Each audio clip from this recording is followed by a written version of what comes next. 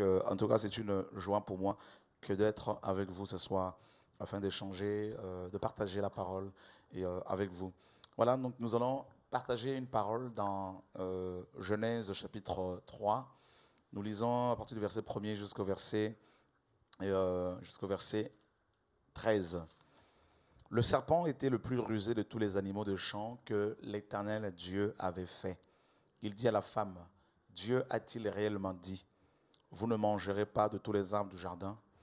La femme répondit au serpent, nous mangions du fruit des arbres du jardin.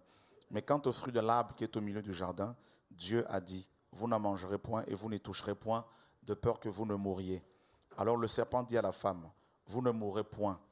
Mais Dieu sait que le jour où vous en mangerez, vos yeux s'ouvriront et que vous serez comme Dieu, connaissant le bien et le mal. La femme vit que l'arbre était bon à manger et agréable à la vue, et qu'il était précieux pour ouvrir l'intelligence. Elle prit de son fruit et en mangea. Elle en donna aussi à son mari qui était auprès d'elle, et il en mangea. Les yeux de l'un et de l'autre s'ouvrirent, ils connurent qu'ils étaient nus, et ayant cousu des feuilles de figuier, ils s'enfirent des ceintures. Alors ils entendirent la voix de l'Éternel Dieu qui parcourait le jardin vers le soir, et l'homme et sa femme se cachèrent loin de la face de l'Éternel Dieu, au milieu des arbres du jardin. Mais l'Éternel Dieu appela l'homme et lui dit, où es-tu? Il répondit, j'ai entendu ta voix dans le jardin et j'ai eu peur parce que je suis nu et je me suis caché. Et l'Éternel Dieu dit, qui t'a appris que tu es nu? Est-ce que tu as mangé de l'arbre dont je t'avais défendu de manger? L'homme répondit, la femme que tu as mise auprès de moi m'a donné de l'arbre et j'en ai mangé. Et l'Éternel Dieu dit à la femme, pourquoi as-tu fait cela? La femme répondit, le serpent m'a séduite et j'en ai mangé. On s'arrête là pour l'instant. Et le verset qui m'a touché la dernière fois pendant ma méditation, c'est le verset 13 où il est dit que la femme, n'est-ce pas, répondit, le serpent m'a séduite et j'en ai mangé. Et mes amis, c'est fort ce que Ève est en train de dire ici. Et elle a commis l'erreur de parler avec le serpent. Elle a commis l'erreur de dialoguer avec, n'est-ce pas, cet être hideux, cet être méchant, n'est-ce pas, le serpent ancien. Et puis, elle va manger le fruit de l'arbre de la connaissance du bien et du mal, le fruit défendu, comment interdit. Et en fait, ici, dans l'hébreu, c'est comme si Ève disait que le serpent m'a fait voir, m'a fait miroiter, n'est-ce pas, des choses.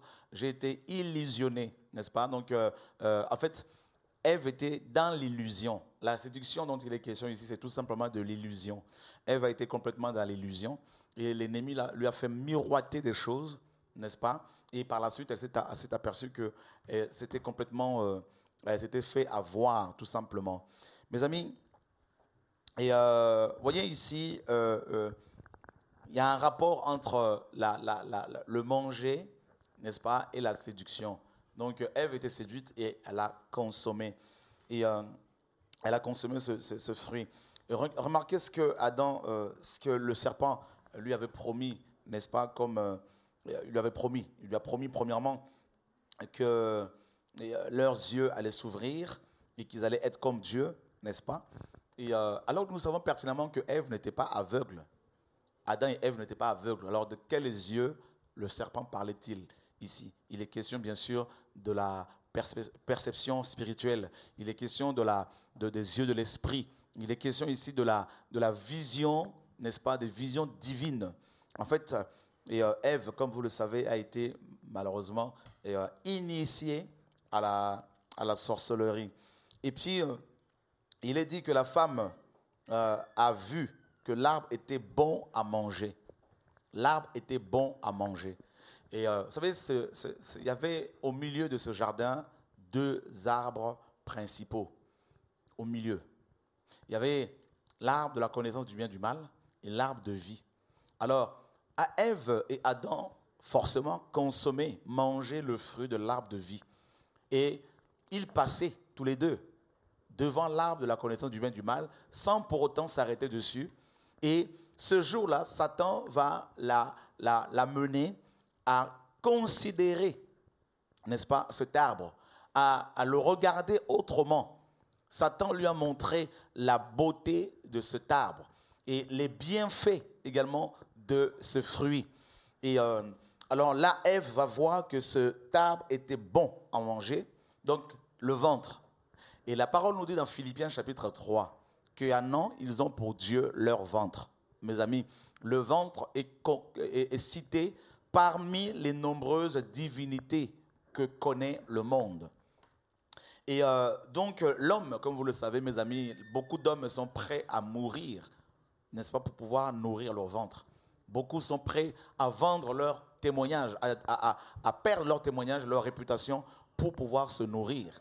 Et beaucoup de personnes vendent carrément leur corps également, notamment les prostituées, parce qu'il faut se vêtir, il faut se nourrir.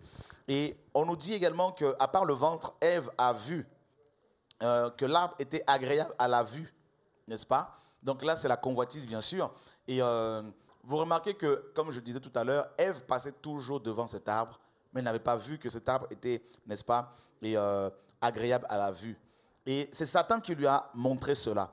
Et puis, troisièmement, on nous dit que Ève a vu que ce fruit était précieux pour ouvrir l'intelligence. Dieu n'a pas créé Adam et Ève, mes amis, inintelligents. Ils étaient très intelligents. C'était des êtres très intelligents, dotés de capacités divines, des aptitudes, mes amis, physiques, spirituelles. Et là,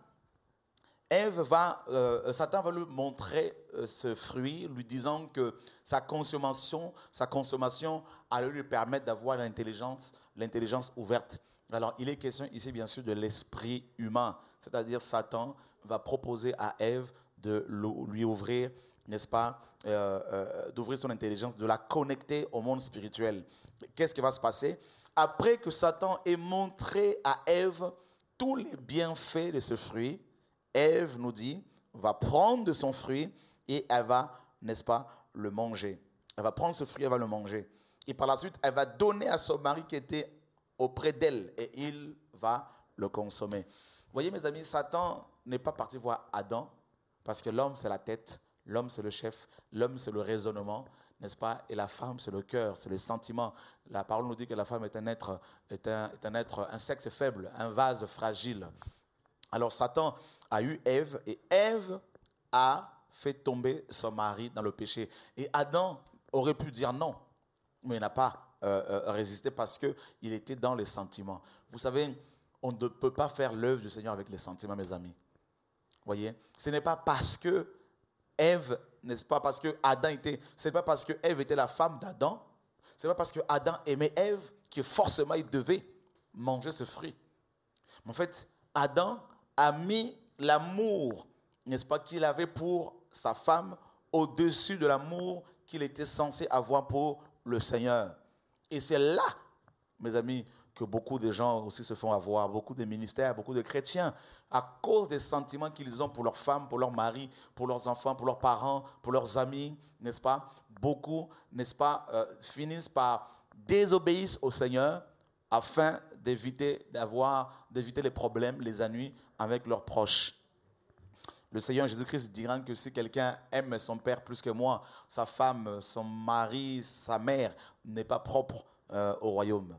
Vous voyez, mes amis, alors Ève a séduit son mari. Et l'apôtre Paul, dans 2 Timothée, n'est-ce pas?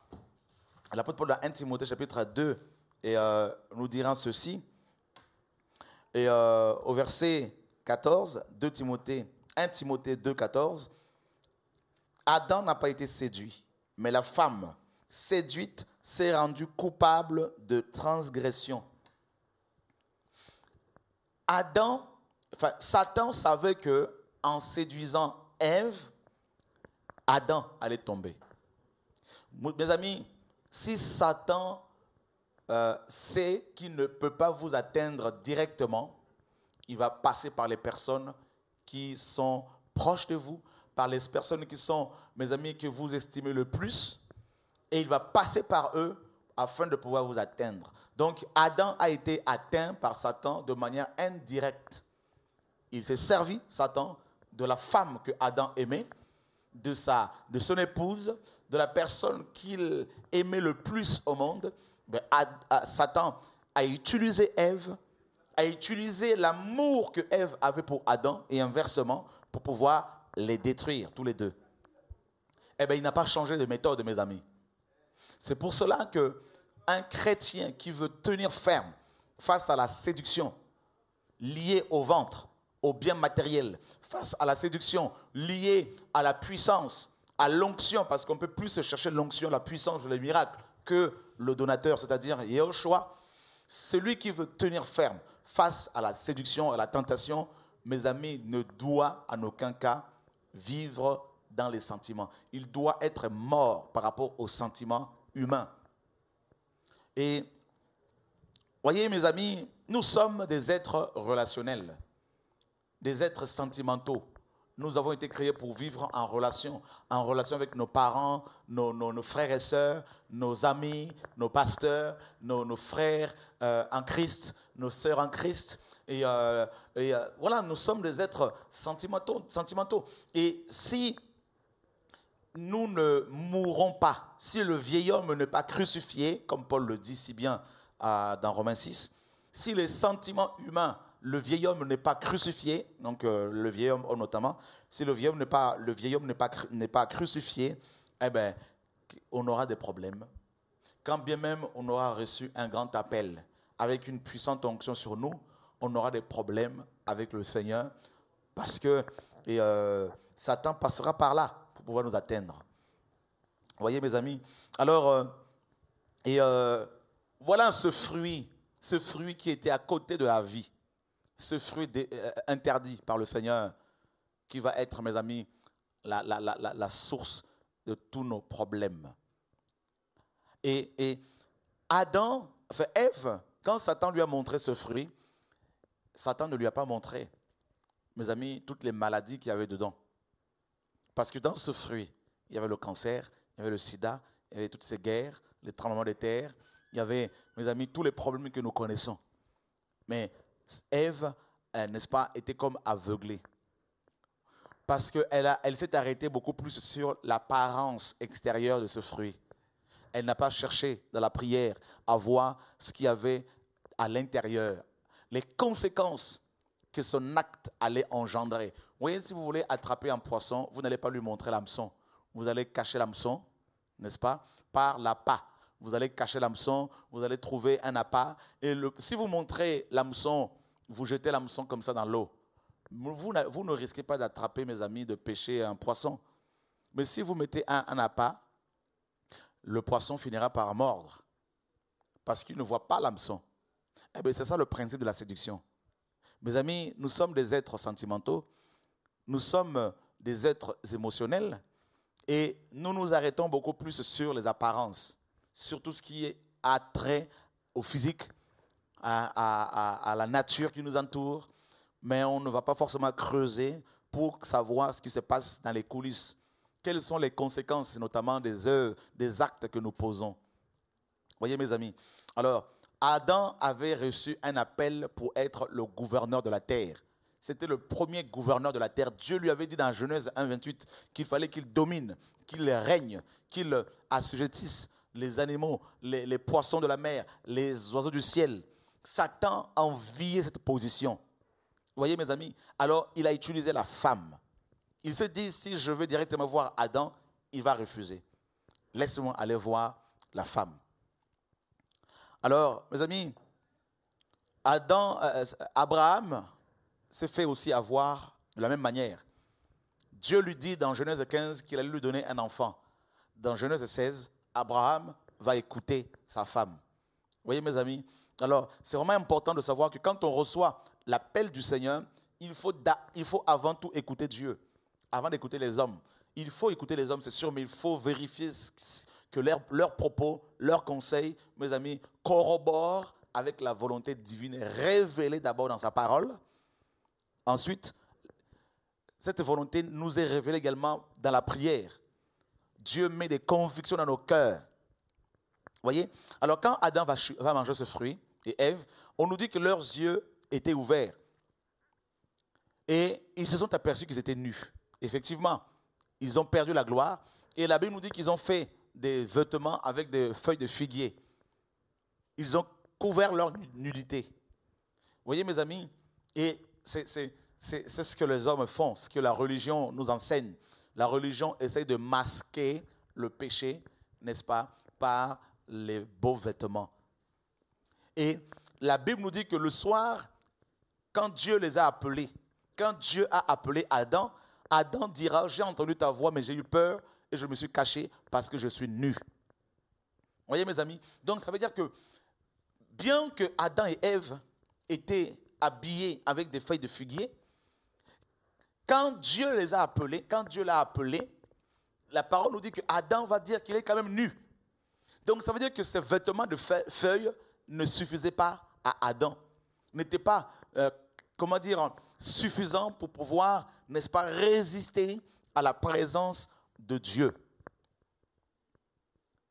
Et c'est comme si la gloire de Dieu avait fait éclater ces feuilles de figuier. Et de nouveau, Adam était nu. Et dans Ésaïe, chapitre 64, verset 5, il est dit que toute notre justice est comme un vêtement sale. Vous voyez, mes amis? Alors, la religion, justement, essaie de masquer le péché par des habits somptueux, par une parure extérieure, n'est-ce pas? Comme l'église de la femme, n'est-ce pas, de Apocalypse, la femme d'Apocalypse 17, qui avait une parure, mes amis, séduisante, mais son cœur était pourri. Eh bien, c'est ça, la religion. On essaye d'embellir les choses avec des beaux bâtiments, avec des belles fringues. Mes amis, mais le cœur est pourri, n'est-ce pas? Le cœur est pourri. Et le fruit que Adam a mangé, mes amis, a engendré toutes ces souffrances que nous connaissons. Regardez ce que le Seigneur dit à l'église de Thyatire. Écrit à l'ange de l'église de Thyatire. Voici ce que dit le Fils de Dieu. Celui qui a les yeux comme une flamme de feu et dont les pieds sont comme de l'airain ardent. Je connais tes œuvres, ton amour, ta foi, ton fidèle service, ta constance et tes dernières œuvres plus nombreuses que les premières. Mais ce que j'ai contre toi, c'est que tu laisses la femme Jézabel, qui se dit prophétesse, enseigner et séduire mes serviteurs pour qu'ils se livrent à la débauche et qu'ils mangent de viande sacrifiée aux idoles. Donc ici, on retrouve la même chose. Vous voyez, dans Genèse là-bas, on nous dit que Ève a séduit son mari. Ève a fait tomber son mari dans le péché. Elle était séduite et elle a entraîné son mari dans le péché. Et ça, c'est dans le premier livre de la Bible. Et dans le dernier livre, qui est le livre d'Apocalypse, on retrouve le même principe. Satan n'a pas changé de méthode. Ici, l'ange de l'église de Thyatire, le messager que Dieu avait suscité, mes amis, a été séduit également comme Adam par une femme. Cette femme est identifiée ici, on l'appelle la Jézabel. Elle se dit prophétesse et doctoresse. Et qu'est-ce qu'elle fait? Il est dit que cette femme enseigne et séduise les enfants de Dieu.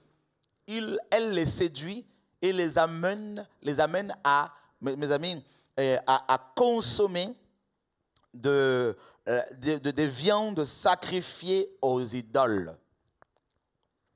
Vous savez qu'à l'époque où ce livre était écrit, notamment Apocalypse, les Grecs, comme les Romains, avaient beaucoup de divinités et ils faisaient beaucoup de sacrifices, n'est-ce pas, à ces divinités. Et ces viandes sacrifiées aux idoles étaient vendues librement dans les marchés et souvent elles étaient consommées dans les temples païens lors des orgies sexuelles.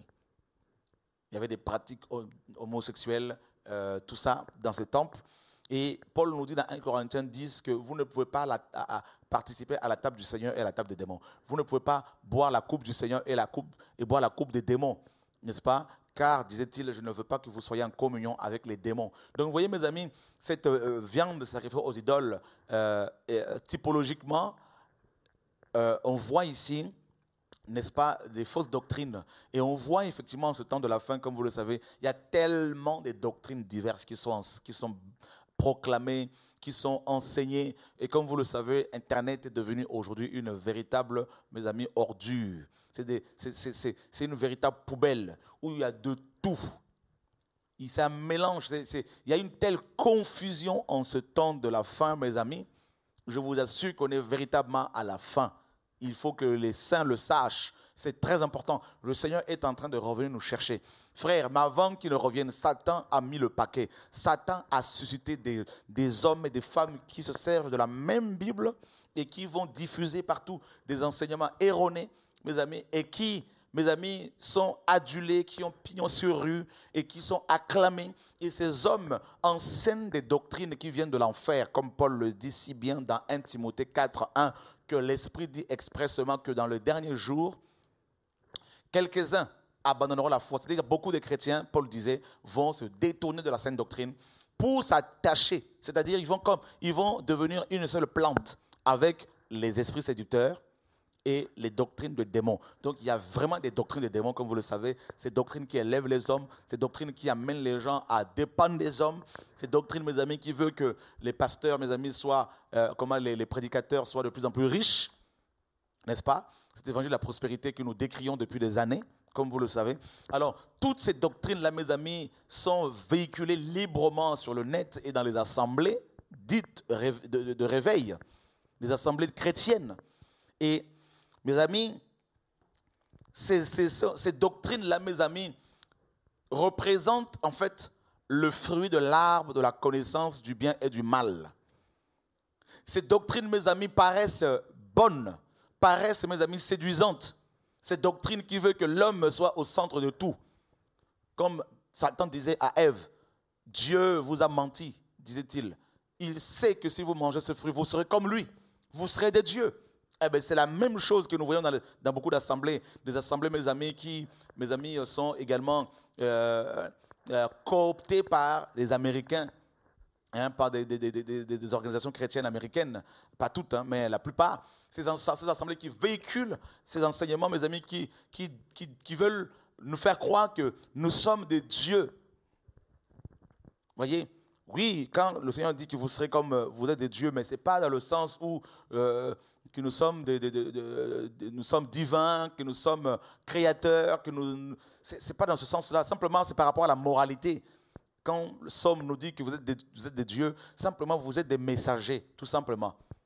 Il y a un seul Dieu, même s'il y a plusieurs divinités, des démons notamment, mais il y a un seul véritable Dieu, Yehoshua HaMashiach, notre Seigneur et Sauveur, le Créateur du ciel et de la terre, le Dieu d'Abraham, d'Isaac et d'Israël. Vous voyez mes amis, alors ces enseignants qui amènent les chrétiens à faire bien sûr d'énormes dépenses financières, de s'investir physiquement, matériellement, spirituellement dans leurs associations, dans leurs empires, mes amis, ces doctrines paraissent tellement séduisantes.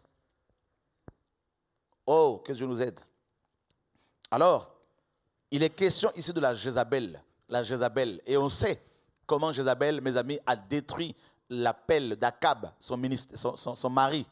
De la même manière que Ève avait détruit le ministère d'Adam, Jézabel détruit également le ministère des messagers que Dieu a suscités. Or, Jézabel, mes amis, ici, nous dit la parole, est une femme qui se dit prophétesse. Comme Ève, elle était comme une prophétesse pour Adam, parce qu'elle a donné ce fruit à Adam, son mari, lui faisant miroiter des choses. N'est-ce pas? Elle a prophétisé que Adam, n'est-ce pas? C'est comme si elle a prophétisé que Adam allait avoir les yeux ouverts, que Adam allait avoir l'intelligence. Vous voyez, Ève a promis, en fait, Satan a fait des mauvaises promesses à Ève. Et Ève a fait la même chose à son mari, lui faisant miroiter les choses. Vous voyez? Donc, et c'est pour cela que Adam a dit à Dieu, la femme que tu as mise à mes côtés m'a donné le fruit et j'en ai mangé. Parce qu'elle lui a fait miroiter des choses, certainement. Donc, le principe de la séduction, c'est comme ça. Satan te fait miroiter des choses. Tu seras riche, tu seras puissant, tu seras la tête, tu seras fort, tu auras une grande onction, tu auras un grand ministère, tu auras le plus grand bâtiment, tu auras la plus grande église de France. Il y a tellement de choses qu'on fait miroiter aux chrétiens. On les lit par des prophéties, mes amis, terribles. Alors, du coup, beaucoup se sentent complètement désemparés. Voyez, il y a la séduction, il y a plusieurs types de séduction. La séduction par le bien matériel, n'est-ce pas? Mes amis, la parole nous dit dans 1 Timothée 6, nus nous venons sur terre et nus nous retournerons dans la terre. Mais on ne va pas partir avec le matériel. Alors pourquoi perdre le ministère à cause du matériel? Pourquoi perdre le ministère à cause de vêtements? Pourquoi perdre le témoignage, la réputation à cause, mes amis, des belles voitures? Tout ça là, c'est vanité de vanité, mes amis. Voyez, donc actuellement dans les nations, l'esprit de Jézabel est en train de gérer beaucoup d'églises. Beaucoup d'églises. Mes amis, que Dieu nous garde. Et je veux dire encore, frères et sœurs, ce soir, vous qui me suivez, vous avez vu dans quelle Bible vous avez vu Pierre diriger l'église avec sa femme? Hein? Ce bicéphalisme dirigiste que je dénonce avec beaucoup de force, beaucoup de véhémence, c'est-à-dire le fait de vouloir diriger l'église avec l'homme et la femme, maman et papa pasteur. Vous voyez mes amis, on gère l'église comme une entreprise familiale, privée, et les chrétiens sont des moutons qui sont tondus à longueur de journée. La séduction. Des chrétiens vont dans les églises, dans les assemblées locales riches, ils en sortent complètement dépouillés.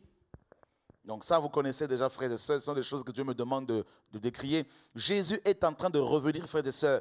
Et le Seigneur dit, je connais tes œuvres, ton amour, ta foi, ton fidèle service, ta constance et tes dernières œuvres plus nombreuses que les premières.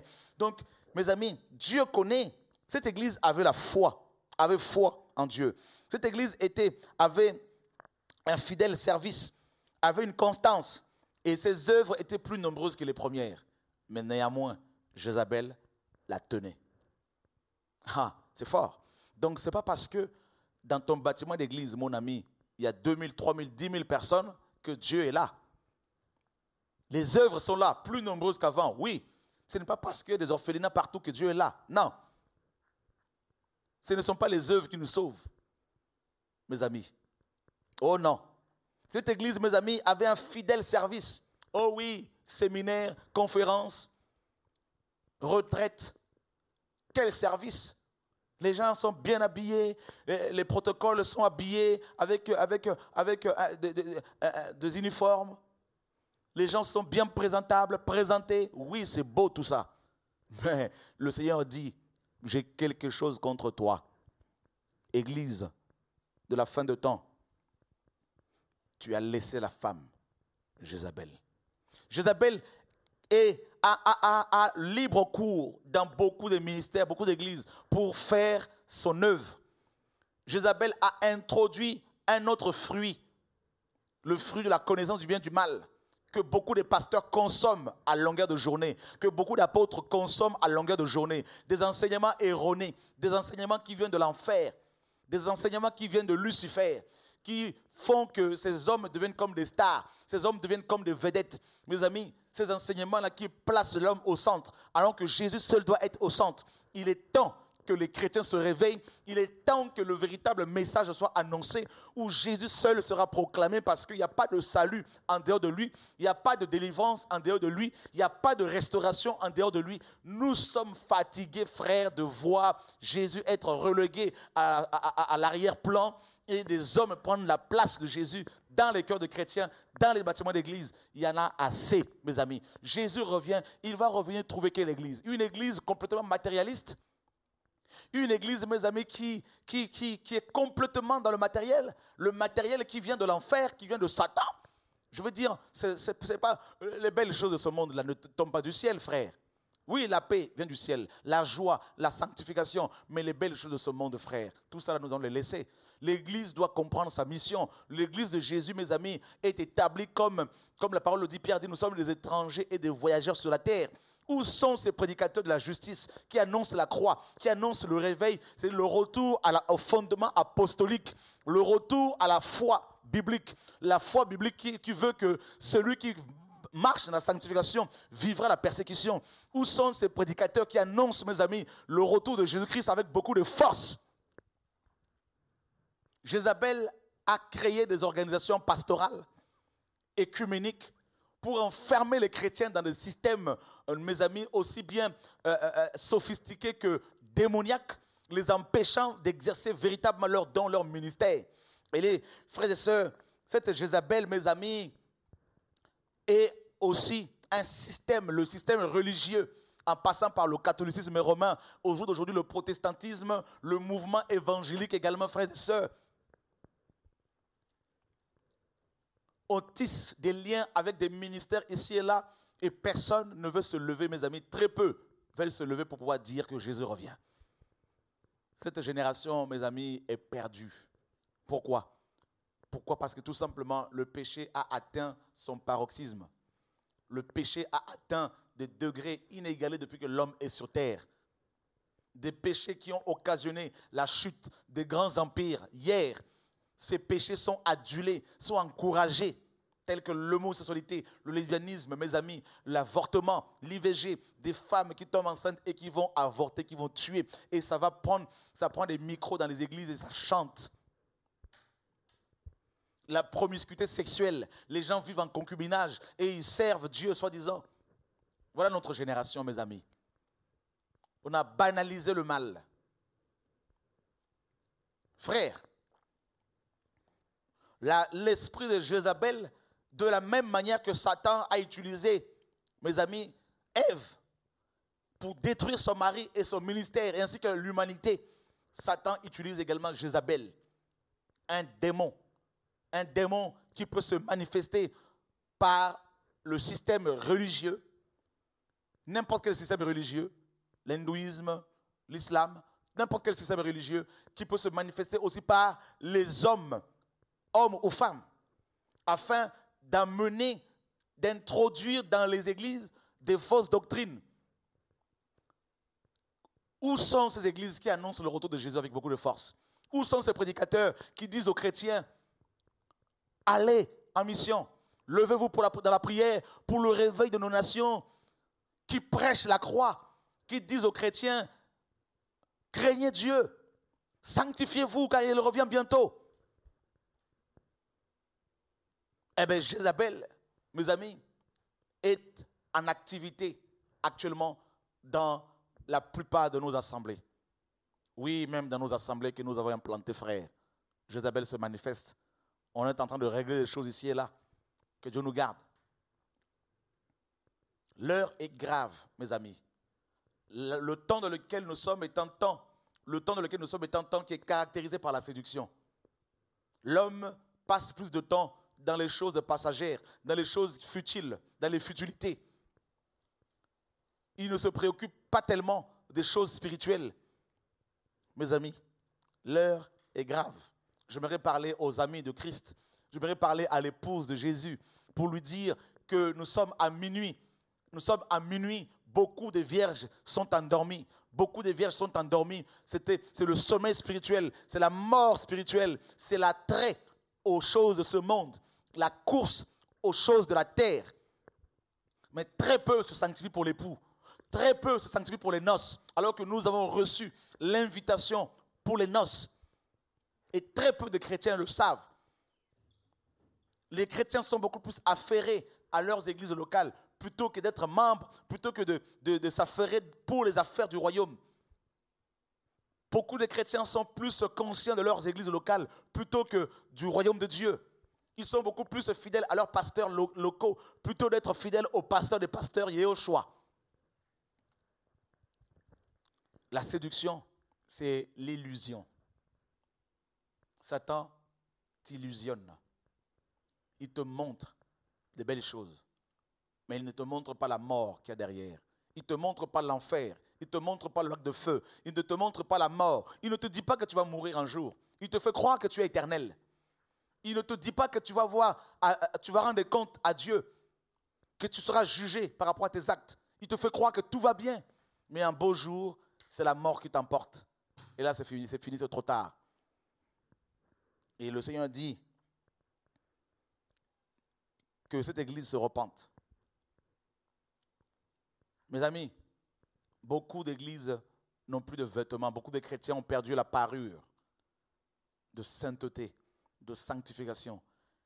Et ces personnes se sont concoctées, se sont fabriquées des vêtements, mes amis, avec des feuilles de figuier comme Adam, des vêtements, des habits, les habits d'homme. Tout ce que l'homme fait, les belles voitures, les belles maisons, les temples construits à leur gloire, tout est beau.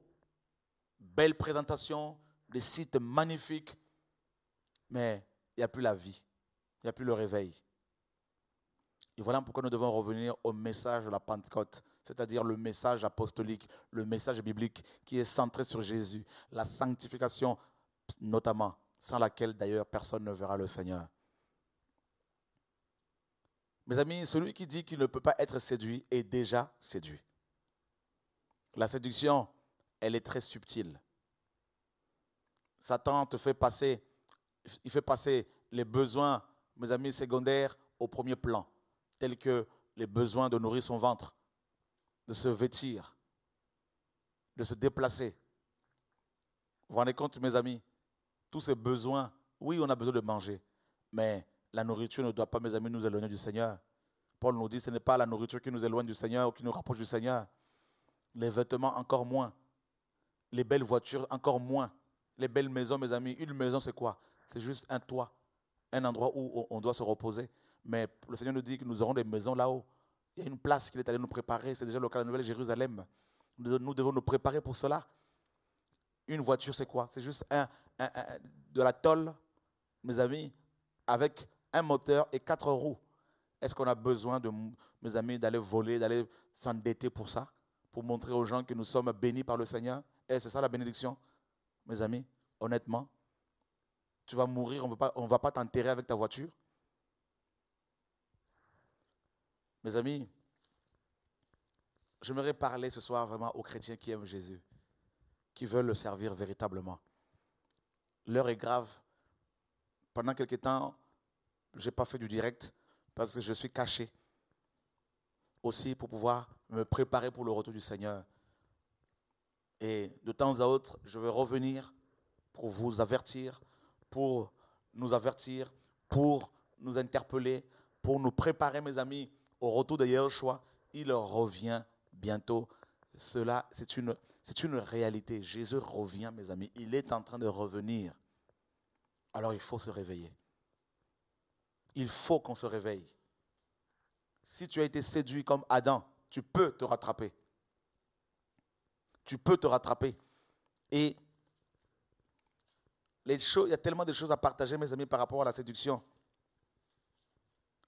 J'aimerais finir dans 1 Timothée, chapitre 1er, verset 3. Je te rappelle l'exhortation que je t'adressais à mon départ pour la Macédoine, lorsque je t'engageais à rester à Éphèse, afin de recommander à certaines personnes de ne pas enseigner d'autres doctrines et de ne pas s'attacher à des fables et à des généalogies sans fin qui produisent des discussions plutôt qu'elles n'avancent l'œuvre de Dieu dans la foi. Le but de cette recommandation, c'est un amour venant d'un cœur sincère, d'un cœur pur, d'une bonne conscience et d'une foi sincère. Quelques-uns s'étant détournés de ces choses se sont égarés dans de vains discours.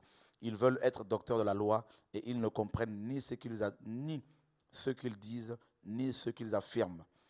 Vous voyez, Paul nous dit qu'il y a beaucoup de chrétiens, certains chrétiens se sont égarés de l'amour, de la pureté, de la bonne conscience et d'une foi sincère, et ils se sont détournés de ces choses.